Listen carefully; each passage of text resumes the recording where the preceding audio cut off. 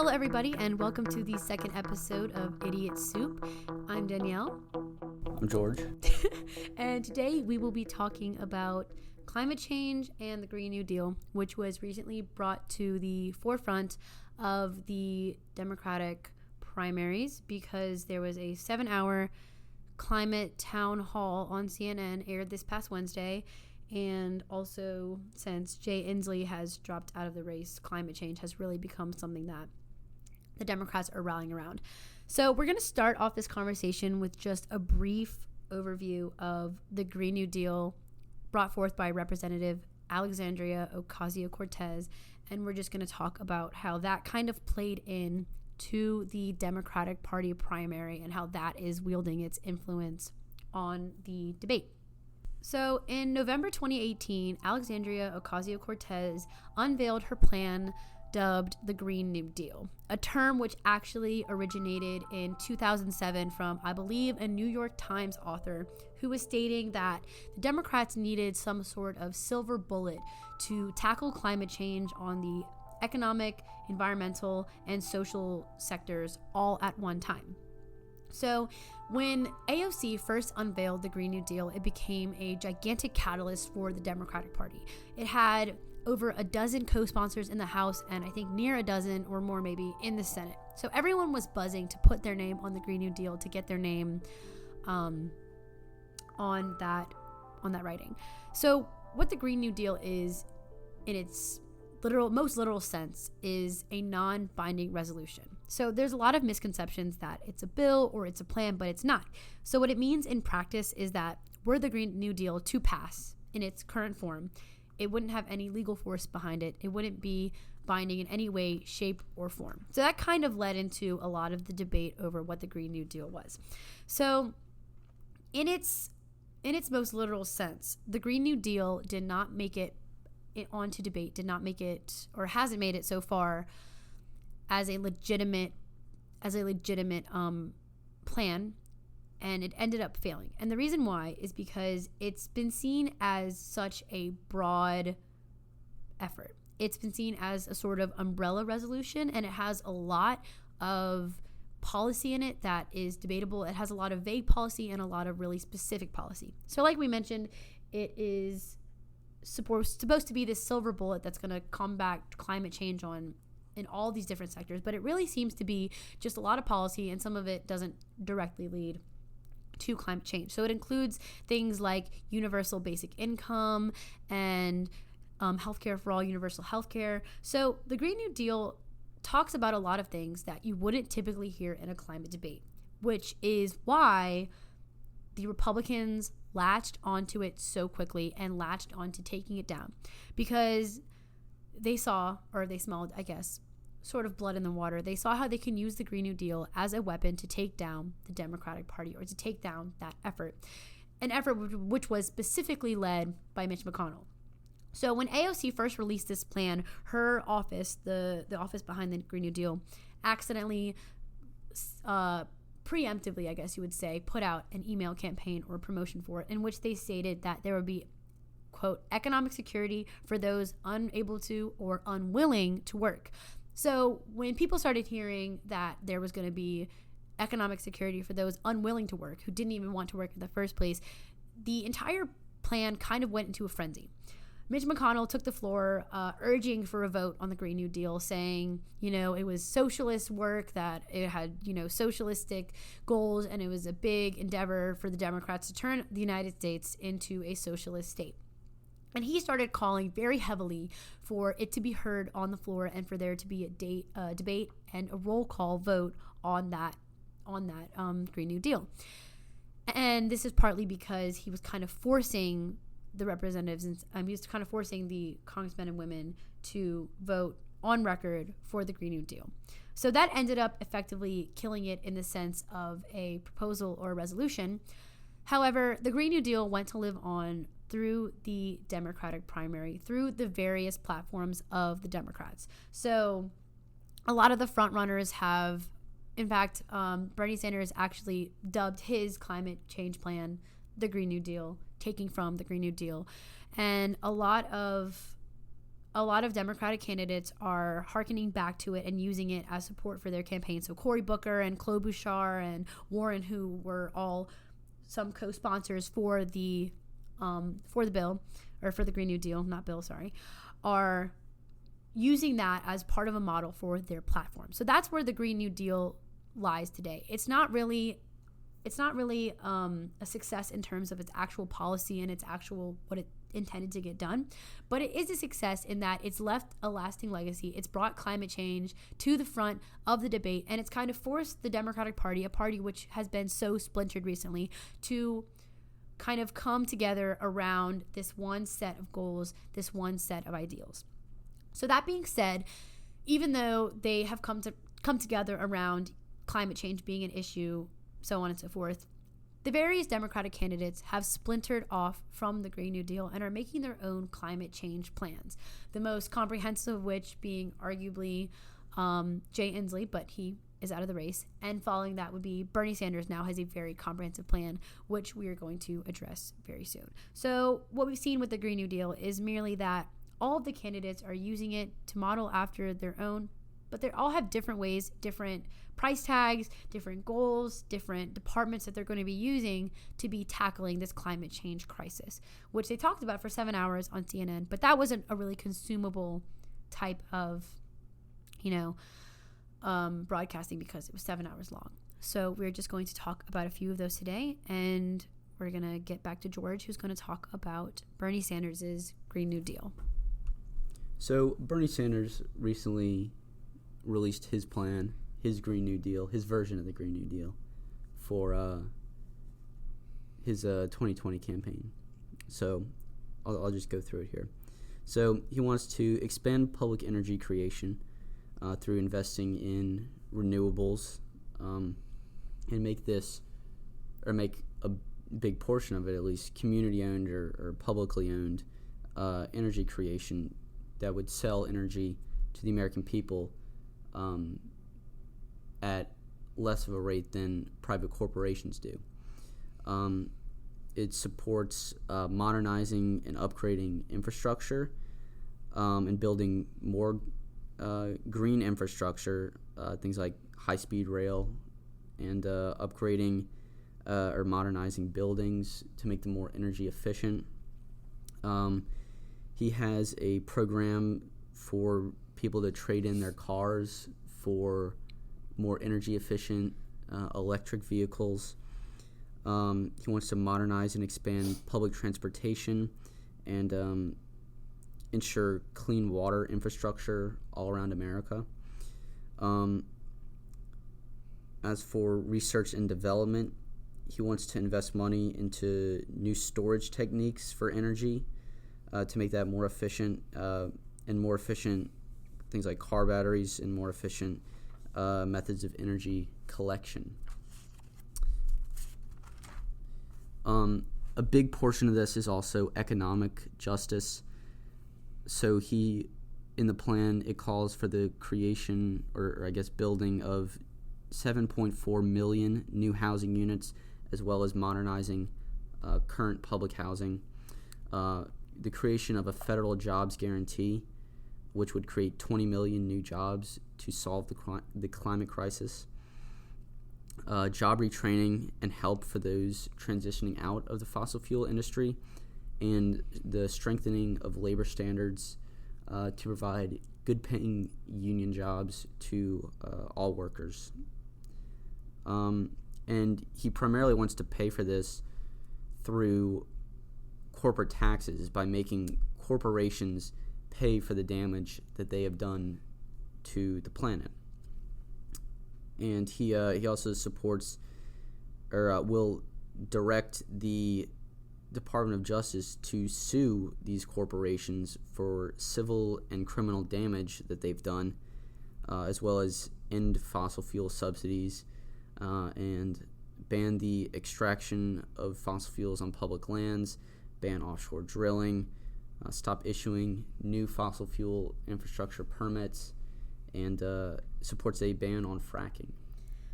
Yeah, so Bernie Sanders' Green New Deal is definitely the most ambitious out of all of the candidates that are still left in the field.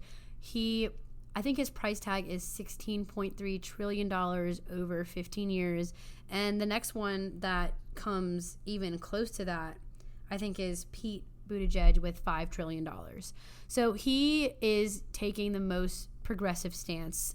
Everyone else, I think, has a more moderate approach, especially he's, doing a semi-publicized ownership of the electric providers and so on and so forth. But one of the interesting things that I think when you were talking about Bernie Sanders' plan and you mentioned like the federal government bringing lawsuits against those companies. So Elizabeth Warren went I don't know, third or fourth or something at the climate change town hall. And she mentioned a part of her plan that I thought was very interesting. And it was to allow individuals to bring their own lawsuits. This also allows for that. Against, I didn't mention it. But I think that's another thing that's interesting is that those two candidates are sharing in that endeavor to make these corporations open to the legal system, even on the individual level, because when you're living in one of those frontline communities, the population, they're the ones who know best the transgressions of these companies because they have to live with that, so on and so forth.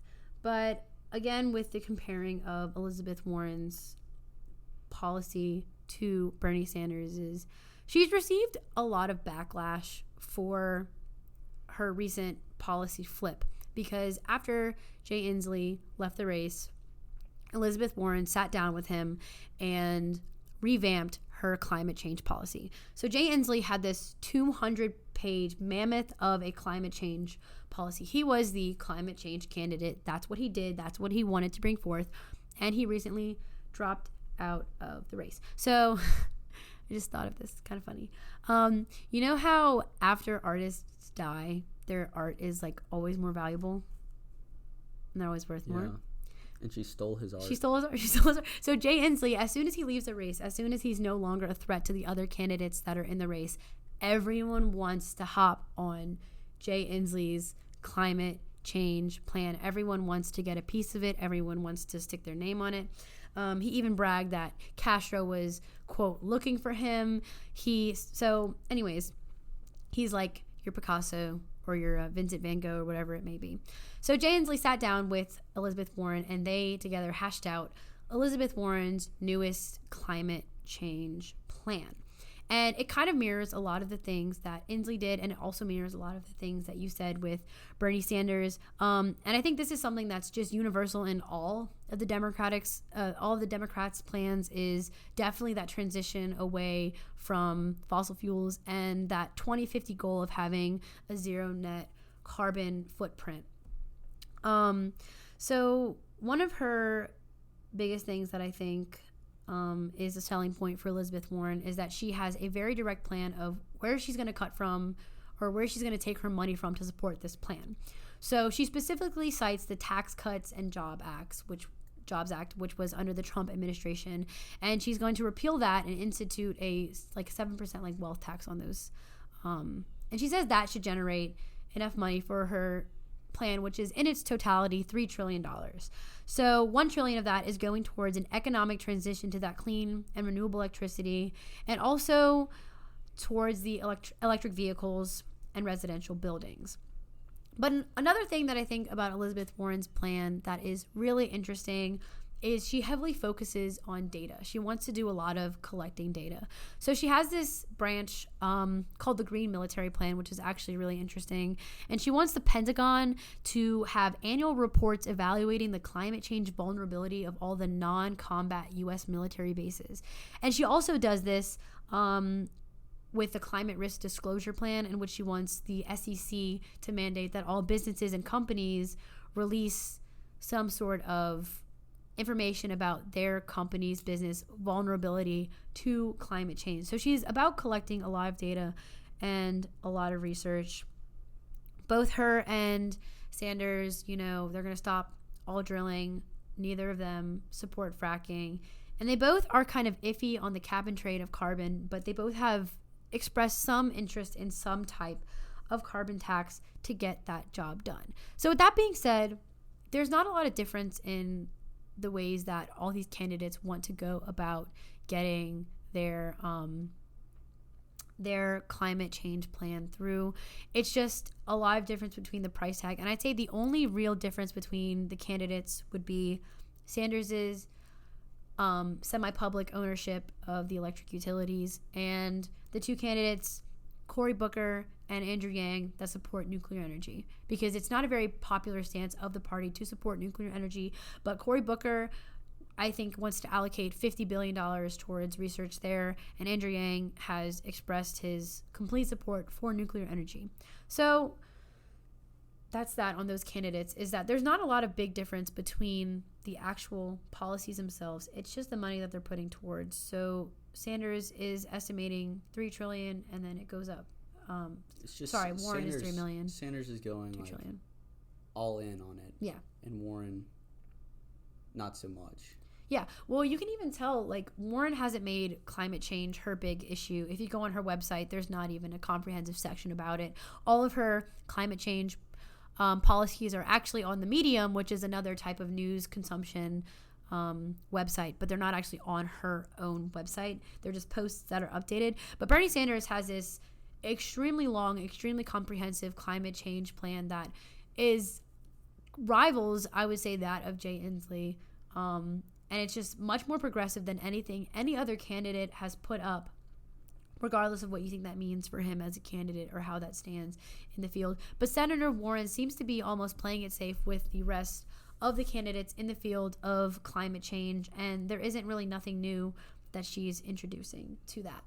So each candidate has kind of interesting things about their own little climate change program. So Cory Booker is focusing on an environmental justice fund, which wants to combat the impacts of climate change in those frontline communities, in those, tribal lands, communities of color, low-income communities that are near the refineries and that have super funds in the area. And Kasher also mentioned super funds to combat that, quote, environmental racism, which is, a term that's been coming to prominence during recent times. But that being said, the end goals for all of these candidates seem to be very similar.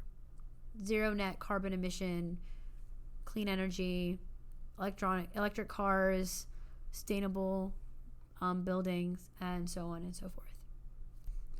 So Sanders' plan seems a lot more focused on the actual people versus Warren's plan, which seems more focused on, I don't know, like the idea of climate change. I mean, Sanders has the same, so Sanders has these provisions for pensions and healthcare for former coal workers in that industry, and Warren has the exact same thing in her plan. They're just not as emphasized. Her big emphasis is on renewable energy, but Sanders has this comprehensive plan that emphasizes everything. So Warren doesn't really emphasize that as much, but it's in there. But it does seem that her emphasis is not on the people that are being affected by climate change. It seems to be more of an afterthought. Right, his plan includes like strengthening labor laws and creating a federal jobs guarantee, which would help all these people that are transitioning out of the fossil fuel industry, whereas Warren doesn't. Yeah. And so so it they're seems definitely she seems more focused on just the climate change, which I'm not saying that's bad, but I think Sanders goes the step further and sees doing all this will affect all these people, so we need provisions to help them transition out of this. Yeah, and I think it's important because a big issue here is definitely jobs, because if you transition away from the coal industry, you're taking away a lot of coal jobs. But there has to be this notion that not all jobs are created equal, or not all jobs are equal, because Warren proposes, I think it's 1.2 million jobs in clean energy. And that sounds all fine and dandy, but a lot of those jobs are going to be research jobs. And to have a research job, you have to have an education. You have to go to college for research. You have to take that next step. And arguably, there's not as big a market for research jobs in the coal industry as there will be in the green industry. So Sanders' emphasis on that transition between job industries and that pension and that healthcare is something that's really important for being a selling point of his plan, because every candidate promises jobs, but every candidate has a different way of showing how they're going to get there. So Biden cites this research from the U.S. Department of Transportation from highway building.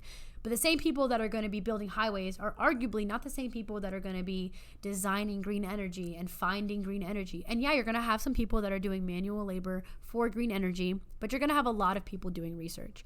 So I think that Sanders kind of acknowledging that there is a difference between these jobs and that gap that has to be closed is something that's really important that a lot of the other candidates don't have as their selling point. One of the big problems with the Green New Deal, or the versions of it, I guess, is can it get passed through Congress? Yeah. Can it get 51 votes in the Senate and 218 in the House? I mean, not even 51, because 50 in the vice president. Well, you need to get over the filibuster, obviously.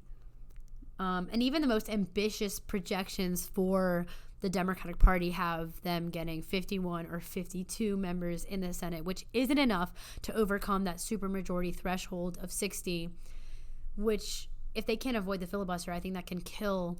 I mean, I definitely think it could kill Bernie Sanders' proposals, because they are just so much more ambitious than anybody else's. They're so much more progressive than any other candidate is putting out there. But there is no conceivable way in which any candidate's version of climate change will get through the Republican Party.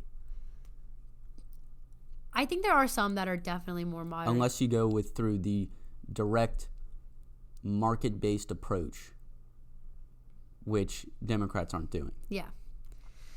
Well, there are some loopholes. So you could, get rid of the filibuster altogether. Senator Warren has definitely come out in favor of abolishing the filibuster, and a lot of other Democratic candidates have.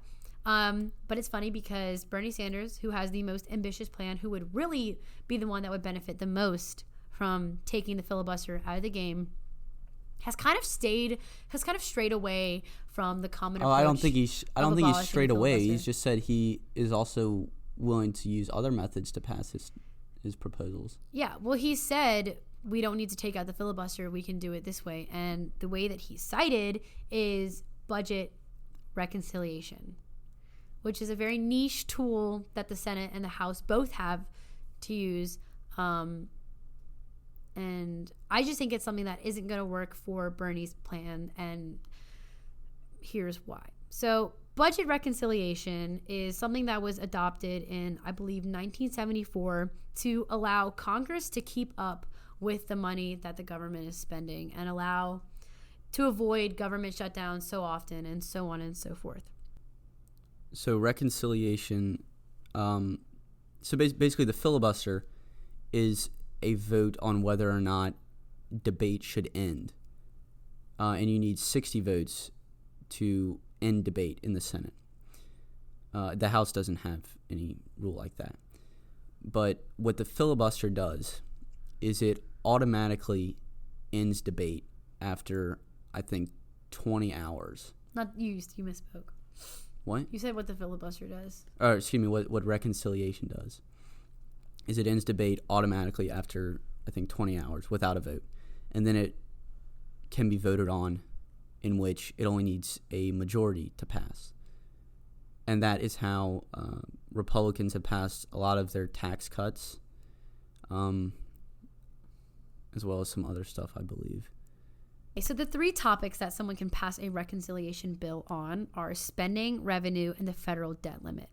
And those are pretty much all-encompassing. But if you pass a bill on one, you can't pass a bill again. You can't pass a bill on the same topic again until there is a new fiscal year, which makes a lot of sense because, the first bill was supposed to solve whatever problem you were going through. So you can't do it again. There's no need to.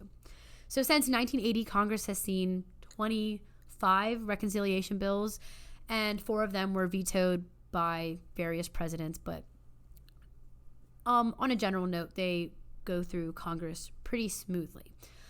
So when asked about the filibuster, Bernie Sanders said, I don't see, something to the effect of like not seeing a need to end the filibuster because they can use budget reconciliation to get his measure through.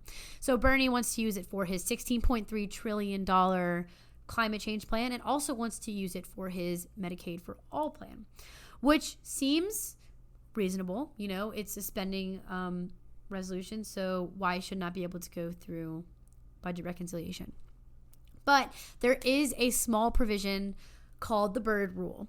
And what the Byrd Rule says is that budget reconciliation cannot be used to increase the federal deficit. It has to either keep it equal or lower the federal deficit. And this kind of puts Bernie's plans in a halt, because how is he going to conceivably pass a Medicaid or Medicare for All program that won't raise the deficit and pass a $16.3 trillion health climate change plan that won't raise the federal deficit? It just doesn't seem as if there's a way that can do that, that the spending can keep up with the money that's being produced. All those plans, those progressive plans, are going to increase the federal deficit. Now, that being said, they are going to mitigate that effect by creating new jobs, or Sanders' claims, I guess, that they are going to mitigate that effect by creating new jobs and adding back to the economy. But within that 10-year span, there is definitely going to be an increase in the federal deficit that won't be overcome until later. The thing to note, though, is that the Byrd Rule is effectively dead and has been for decades. Yeah. Because people just pass what they want without ignoring it. And I don't necessarily think that's a bad thing, though. Well, yeah. I don't really agree with the the fetishization of the federal deficit and how everyone's so obsessed with it. Well, the Byrd Rule was implemented to kind of put a limit on the type of bills that can get through under this loophole. So the way that debate works in the Senate is that the Byrd Rule doesn't stand in effect unless someone in the chambers brings up a point of parliamentary procedure and says this is in violation of the Byrd Rule. So if everyone just stays quiet, if mum's the word, Bernie Sanders could essentially get through whatever he wants on reconciliation. But that rests on making sure no one brings up the Byrd Rule. No one says that as a reason to stop his bill from going through. And that's a very precarious thing to rest your entire climate change plan and your entire healthcare plan on, is making sure everyone in the Senate can keep their mouth shut and doesn't bring up issue about the Byrd Rule. Except if someone does bring up the Byrd Rule, it then goes to the Senate parliamentarian to determine if it would increase the deficit. And if that person says that it does, or it would, then he can then be overruled by the vice president, which is the running mate. Of course, yeah. Well, that's true and all. Obviously, I'm going to say that the parliamentarian would probably definitely make that call, saying that it would increase the deficit because that has to be included in the bill itself. But if Bernie Sanders is just going to propose that the vice president overrule the parliamentarian each and every single time, why not just take the easier path and say, hey, let's get rid of the filibuster? It's this big, long, convoluted way of getting around the filibuster when it's just as much, I guess you would say, if you consider getting rid of the filibuster a violation of parliamentary procedure, it's just as much of a violation to ask your vice president to put down the parliamentarian every single time they bring up an issue. It just doesn't seem very reasonable or feasible at all. Yeah, I mean, I don't really see anything wrong with it, but I think he should also abolish the filibuster. Yeah, so it just seems like Bernie Sanders needs to get this bill through as a bill on its own merit. If he wants to take out the filibuster to get that done, that seems more reasonable than trying to disguise it as a spending bill through budget reconciliation. That doesn't seem very reasonable to me, and it just seems like it's putting a lot of faith in the budget reconciliation process to try to smuggle this bill through Congress, when it'd be much better if it was done in full faith, whether that means with or without a filibuster. And that concludes this conversation on climate change. So, Goodbye. Goodbye. Thank you for listening to this episode of Idiot Soup. You can find us on Instagram at Idiot Soup Podcast, on Twitter at Idiot Soup Pod, and also on Facebook if you want to get in touch with us. If you're a boomer. If you're a boomer, then you can get in touch with us on Facebook. So, with that being said, that concludes this episode of Idiot Soup. Goodbye. Goodbye.